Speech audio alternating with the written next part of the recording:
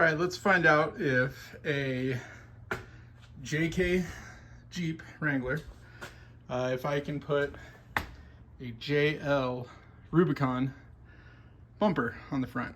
Part of the reason doing this swap, this car got backed into in a parking lot and left a little dimple there, and had a buddy with a JL Rubicon that upgraded bumpers to something more substantial, off-road kind of armor with a winch setup. So he was like, hey, you want my my old Rubicon bumper? And I said, sure, I'll try it. Looked around online, thinking it's going to be a one-for-one swap. The fog lights might be somewhat of an issue.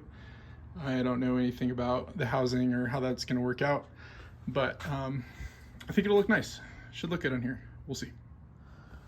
All right, it seems like it attaches with these 4 bolts on each side. You can see the 2 outboard ones there, and tried a 3/4 on there and it seemed like it went, but I wanted to spin. Turns out a 18 millimeters is what you want. The 19 and 3/4 are a little too big, then it won't fit down below that for 11/16. All right, so there's the 2 on this side. Inboard side is a little tighter, but you can see that one, and I've got a socket running on that. So that's what it seems to be, is the 4, and then I've got my fog lights here. The JL will be scooted out, but that's how it seems to be mounted up. Just breaking them loose now. All right, and I was doing everything in my power to keep this piece here in place, but 3 out of the 4 of them aren't hard at all. These 2 are okay. This outside one is fine, but this inside one's really hard, especially with this little reservoir here. So trying to sneak back, get those 2 bolts, had to pull this piece out. All right, one small thing to note, there aren't washers that go behind here, but they do have these plates for each side. They get, where they're wider, that's gonna be at the top. And all 4, I guess, connection points at the 8 bolts have those. So there's one more thing we gotta do before we get this out, and that's disconnect our connectors for our fog lights. So right there, not too bad. These clips are pretty simple. That guy, and that's it. So we'll get both of those unplugged and we'll pull the bumper off. All right, another thing I neglected is this wiring harness for the fog lights. Does attach, if I can get that to focus. I hate little grommets like these. A lot of times they'll break when I'm trying to work them, so I'll do what I can to take care of these, but for the most part the location's gonna be moved to outside on those, so I'm not gonna be able to reuse that anyway, so I'll probably just snip it without damaging the harness.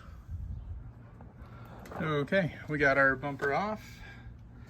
Looks like those will mate up just fine. And now we'll dig into the housings and these fog lights. Obviously it looks like it just attaches here at the 4 corners, and we'll see how it goes in on these. If it's anything other than just unscrewing and realigning, then I'll let you know. All right, and it does. It falls right in. The only difference, we've got 7 millimeters here instead of the Phillips head on these. All right, bumper's off and fog lights are swapped into the new guys. Seem like they fit just fine. The way this wiring harness is routed, these lights were, I'll call it, on the inboard side of this mount, whereas on the new bumper they're going to be on the outside.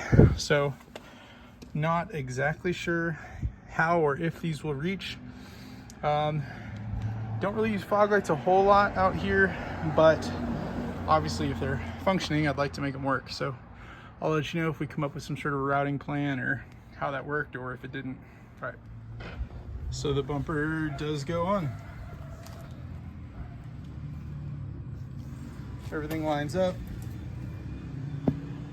So these are mechanically, symmetrically similar. Seems like it would be fine. Like I said, I'll let you know in the light situation. Okay, the bolts are all tight on here, and make sure you run these down good, because there's a plate that interfaces behind this tow hook here. And if you ever do any sort of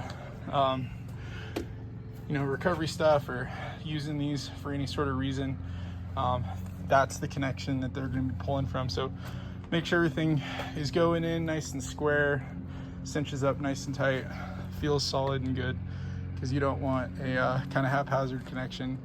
You go to put some vehicle weight on that and it breaks free on you.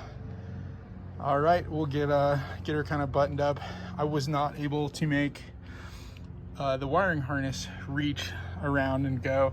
I think there's a way you could probably open this up just a little bit, but honestly, like I said, not really looking to use the fog lights all that much, and it's just worth the trade-off for that. I think this looks super nice, and then also getting rid of that booger that was on the other one over here, and then the red hooks on this look nice, match the 4Runner. All right, I'll button it up with some of these other panels and call her good. All right, it's done. I think it looks pretty good on here.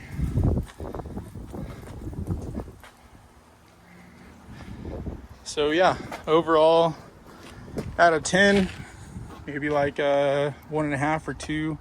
Super easy, not so much weight you need any jack stands or even a buddy to help. It's not really necessary. Pretty easy, everything lines up. Like I said, the only thing that's not going to be functioning and kind of tricky would be getting those fog lights to work, but I'm sure it's been done before. And yeah, not too bad at all. If you have one of these, they go on pretty nice, pretty easy.